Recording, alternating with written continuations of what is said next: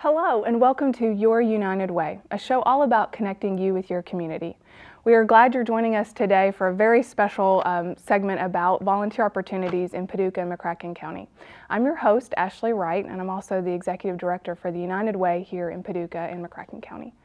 Today's first segment, we're going to be talking about the United Way Reading Buddy program, and we actually highlighted this program maybe a couple of months ago and talked about its kind of inception and why we were going to start this with the United Way. But I want to introduce our panel of guests today. First is Monique Zuber. She is the Community Impact Specialist for the United Way, and she also coordinates this program. And then alongside of her are two of the volunteers for this program, Kent Price and Wendy Kester. Thank you all so much for being here today.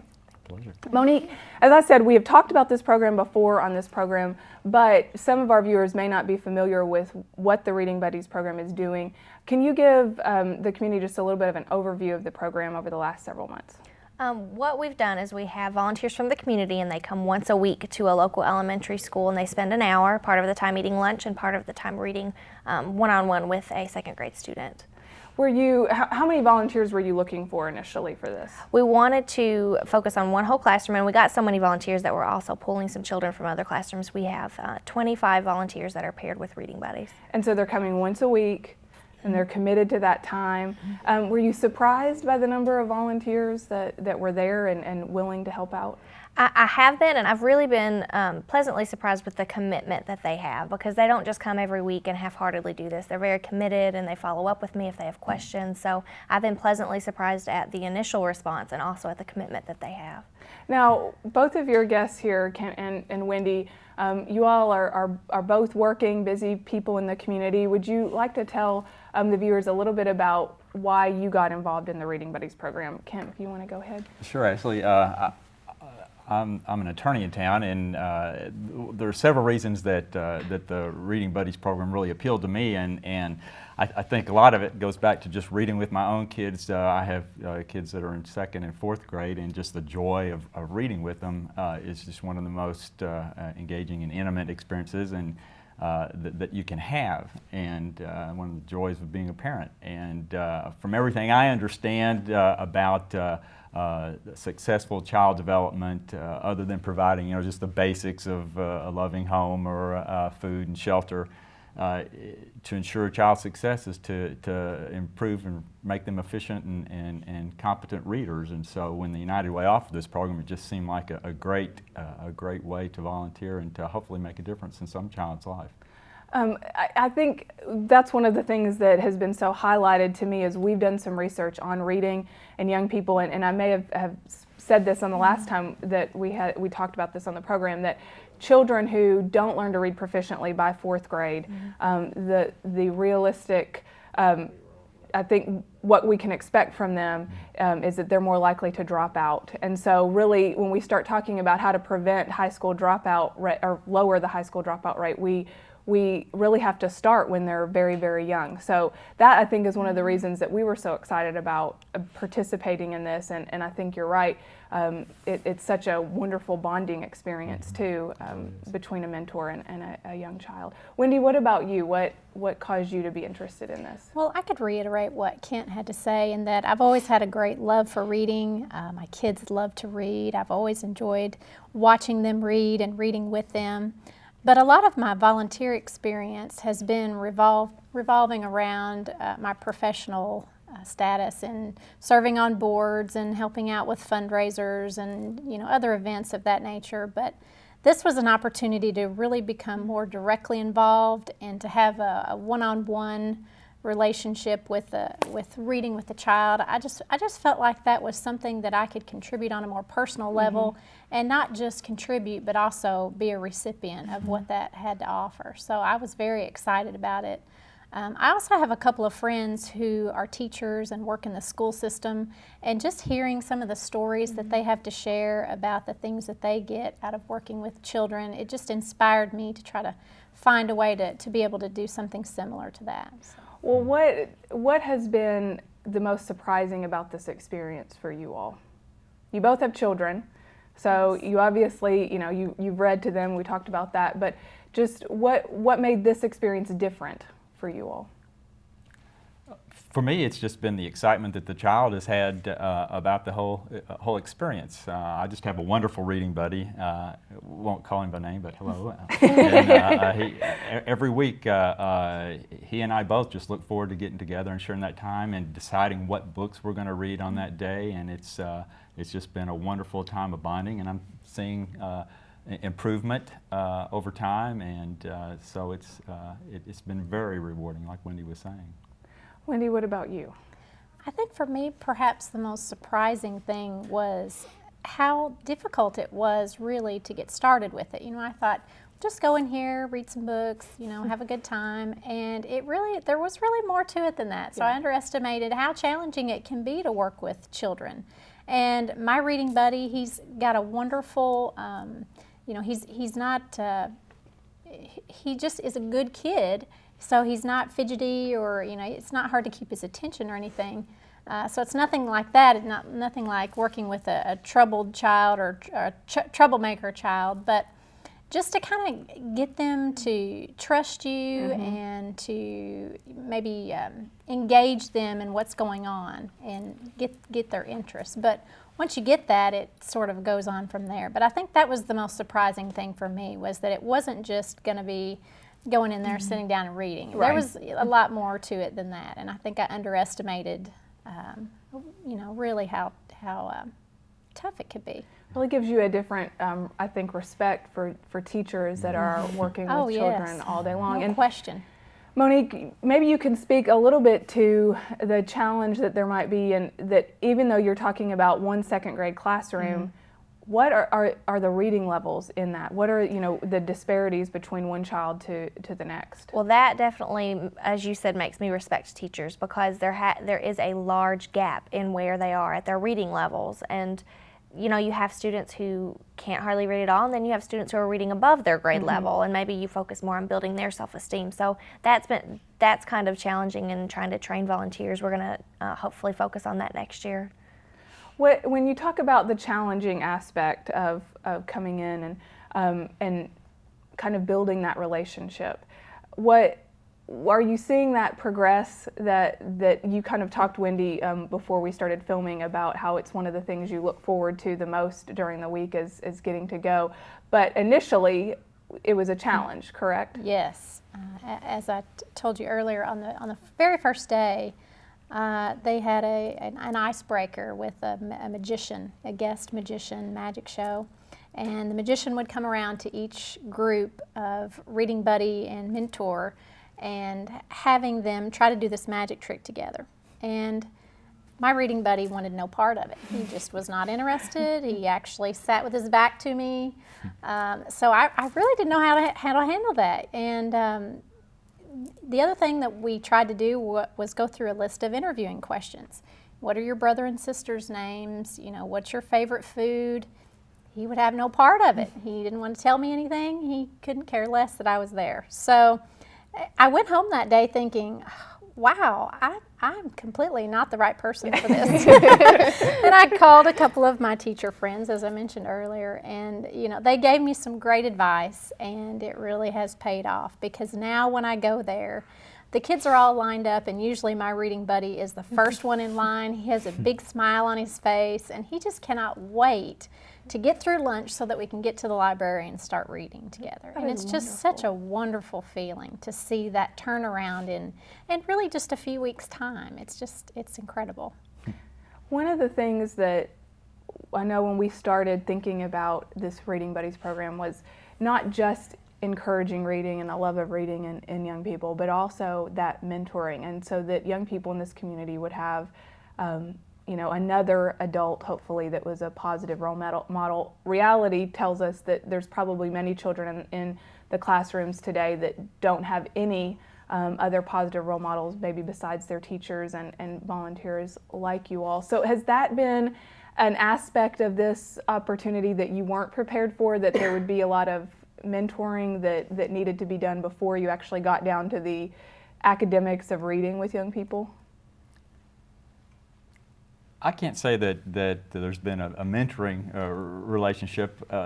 There's certainly been a relationship of trust developed, kind of like what Wendy was talking about. I think my reading buddy was was excited every week to see if I was actually going to show up at that time. And I can see him down at the end of the hall waiting for me. One week I was about 10 minutes late because of work, and I think he showed me that he was very excited that I had actually made it, and it stressed to me just the importance of fulfilling that promise or that commitment that we've made as volunteers. So, I think as we've shared time together, you do learn a little bit about the individual's life, and it makes you care more than just how are they reading. You know, what is their home life like? What can you do to maybe help them in other areas of life? And that's kind of a fine line of how involved you can be. But my daughter has prepared cards for me to give to my reading buddy, and they each made ornaments with their pictures on it that we hung on our Christmas tree, and so those are packed away. And next year we'll get those ornaments out, and it'll be something on our tree again. And I'll wonder how my reading buddy is doing, and hopefully we'll have a relationship that will continue into the future to follow up on. That's wonderful. Yeah. That's wonderful. Do you feel kind of the same way, Wendy? I do, and it's funny, my children ask every Thursday, how did it go with your reading buddy? They may not think of anything else to ask me, how was your day at work, or this or that, or even tell me about their day. They want to hear about that. So it's not just an hour on Thursdays that you go and spend. It actually becomes a part of your life, and I would assume a part of their life as well, that hopefully that we can plant seeds for each other that will continue to grow throughout their lifetime. It's a very rewarding thing. And I think that's one of the best things about volunteering. You know, I mean, you hear it all the time, but who receives the most out of those volunteer opportunities? Is it us as the volunteer, or those people that are the recipients of your time? Is this something, I mean, you all have kind of alluded to it, but that you all want to do again next year and participate again? For me personally, definitely. I can't think of an easier a way to volunteer and hopefully make a difference in a child's life. And thanks to United Way and Monique, they've made it very easy. And you can take an hour to an hour and a half and cover lunch and do some good at the same time. And it's been a wonderful way to volunteer. Good. How about you, Wendy? Absolutely, I completely agree. Good. Now, Monique, when you look towards the future for this program, we've obviously targeted one classroom at McNabb, and you think about all the classrooms across not only the city but the county, filled with children that need not only help with reading, but just that positive role model and the idea that there's an adult that's going to be there consistently throughout the week. So is there plans to expand this? There is. For next year, what we're planning on doing is we're trying to make it where the current volunteers can stay with their current reading buddies and follow them to the next grade level, and then focus on another second grade classroom for next year. The school has been very positive about it. They're excited, and they definitely want us to be able to enter another classroom at their school this year, and hopefully in the future we would be able to expand to other schools. What does success look like for this program as far as the measuring of outcomes? Obviously, we want the kids to be excited about reading, but we also want to be able to show that it works. So what are we doing to kind of gather that information? What we did was the second grade classroom teacher, Mrs. Crockett, she administered a pre-test at the beginning of the year, and then at the end of the year there will be a post-test so that we can measure how far they've come in their reading levels. And we're also going to look at absences, and if they were present more often on those Thursdays, that those reading buddies were going to be there, so we're going to measure that as well. Have your all's reading buddies, have you seen progress as far as their reading skills, or maybe just in their attitude? I know we've kind of talked about their attitude, but are you seeing those kind of improvements?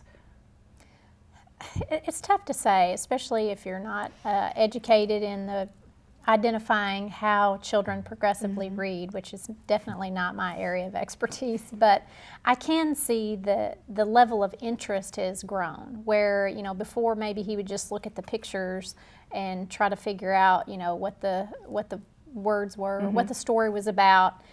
He asked questions about what the book is about, and we get a little bit more involved into it than perhaps we did in the beginning.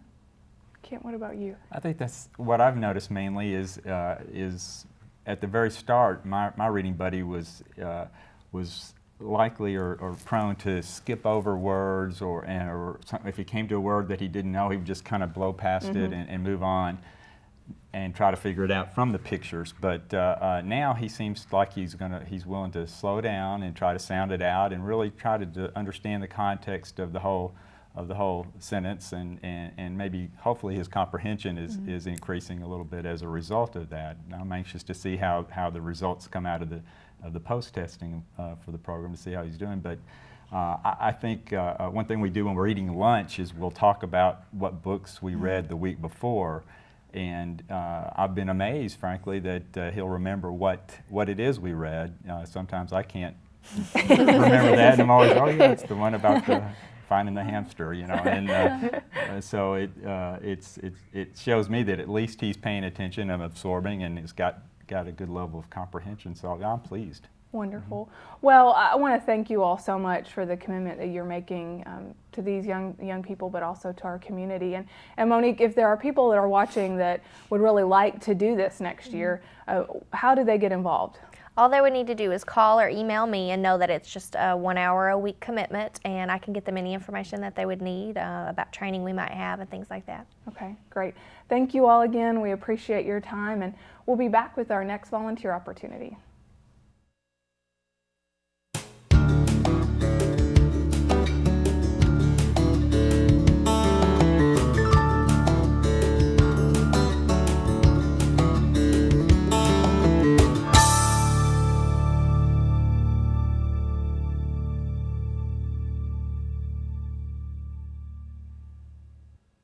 Hello and welcome back to Your United Way.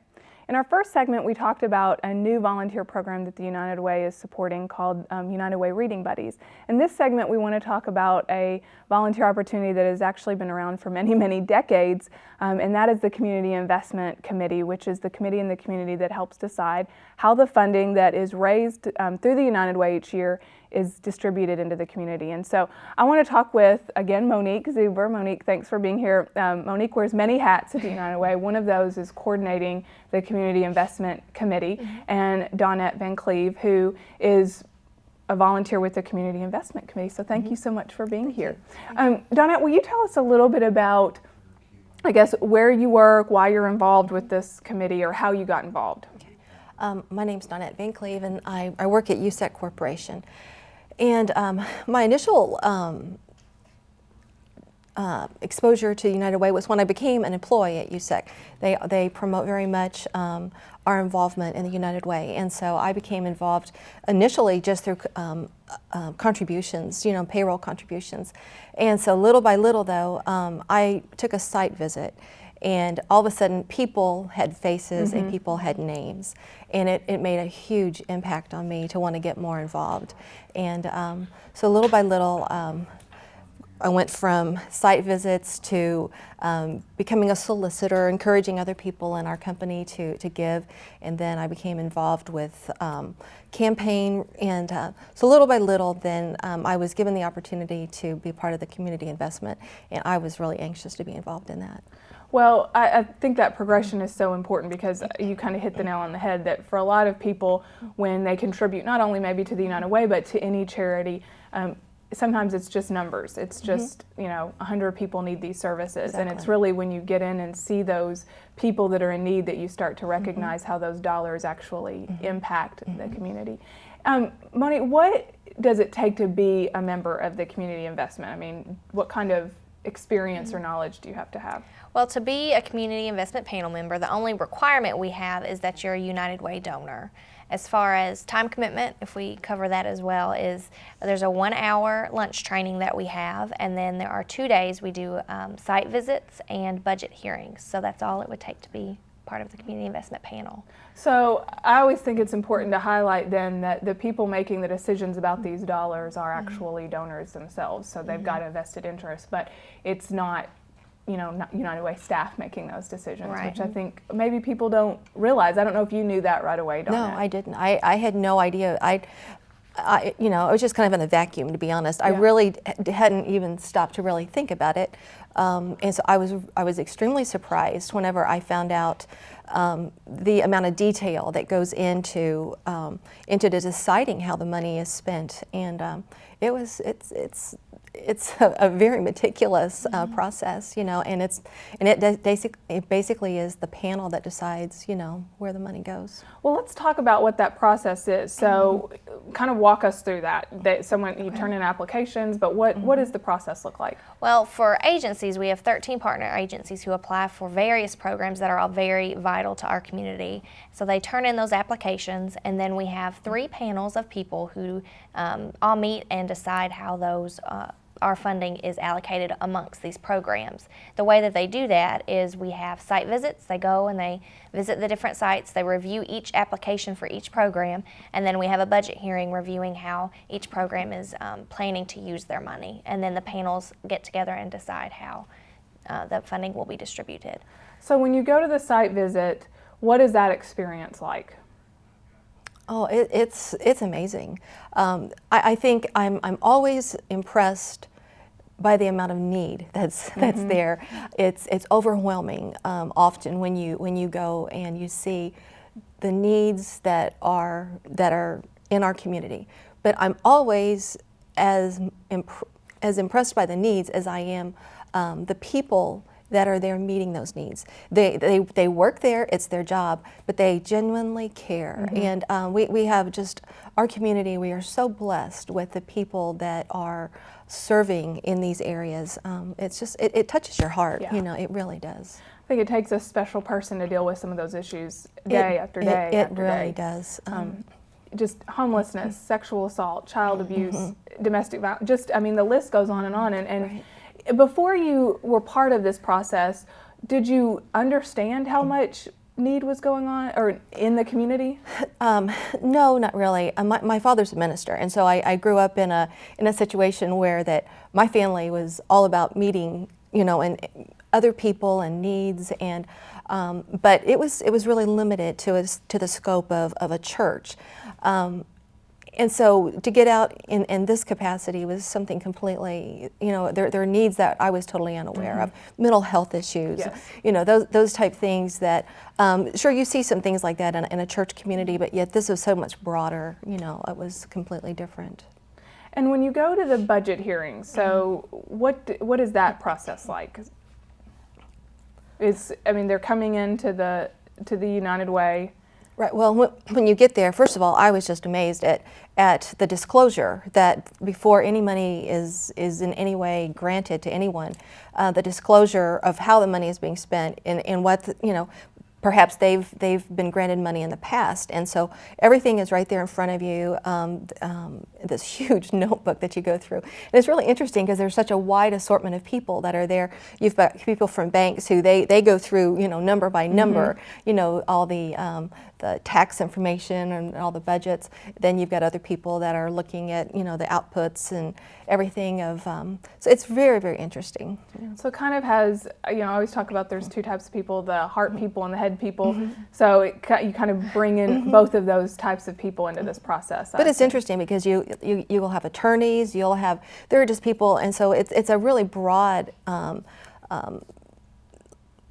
spectrum of people that are there, and everybody has something to contribute. Whether you're a housewife, or a mother, that's a stay-at-home mom, everybody has their own reference, that they can bring, and it's really an interesting process. So there's a diverse group that's making these decisions, but how are we all on the same page? What kind of training do they get, Monique? Well, the hour training that we have goes over what the site visits will cover, what the applications will cover, how to evaluate the budget and things like that. So while there is a wide array of people, we try to focus in so we are looking for the same things.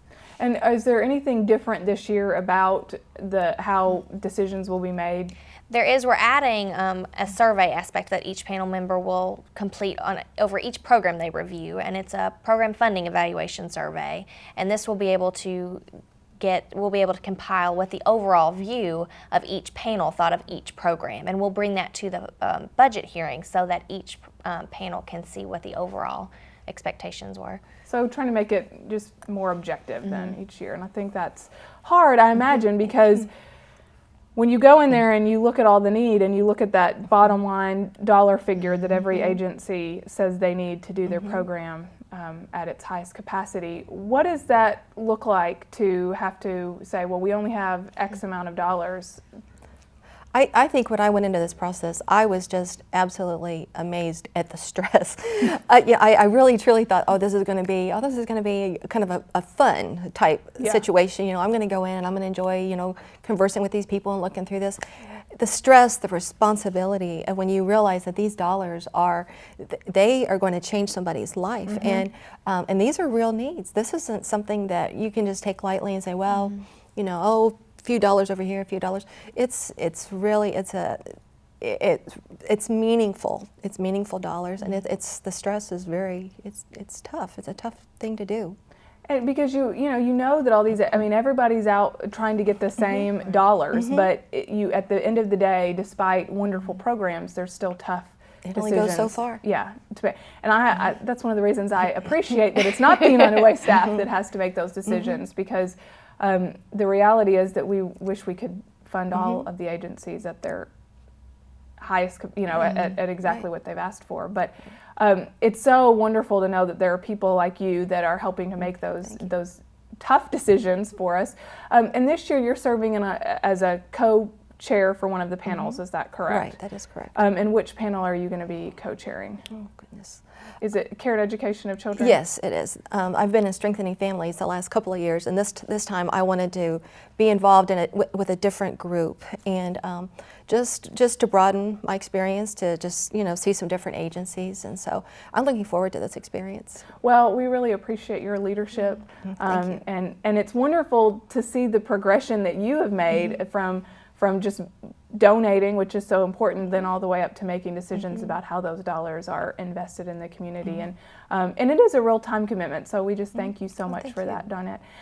Monique, again, for people that are watching right now, that I know this year it's probably too late, but moving into next year, if there are folks that are listening that might want to volunteer their time in this capacity, how might they do that? The only thing you have to do is be a United Way donor, and if you aren't interested in learning more about the community investment process, you would just need to contact me either by phone or email. Now, I have to ask this just for clarification. Is that donor at any level? Do you have to give it a certain level, or if you're giving $5, is that as good as $5,000? If you give $1 or if you give $1,000, it doesn't matter as long as you are a donor. Great, thank you. Well, thank you both again for all of your support for the work that we do in this community. And Monique, of course, thank you for what you do for the United Way. We appreciate you taking time to learn about these volunteer opportunities and look forward to seeing you again for another episode of Your United Way.